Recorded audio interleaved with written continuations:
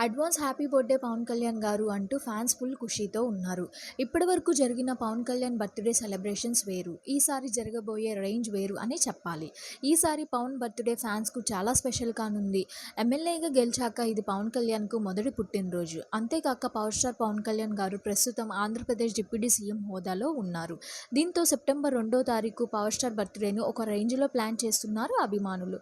అటు పవన్ సినిమాలకు సంబంధించిన 3 పోస్టర్లు రానున్నాయి. 'హరిహర వీరమల్లు', 'ఉస్తాద్ భగత్ సింగ్' అంతేకాక 'ఓజీ'. ముఖ్యంగా 'ఓజీపై' ఎక్కడా లేని హైక్ ఉంది.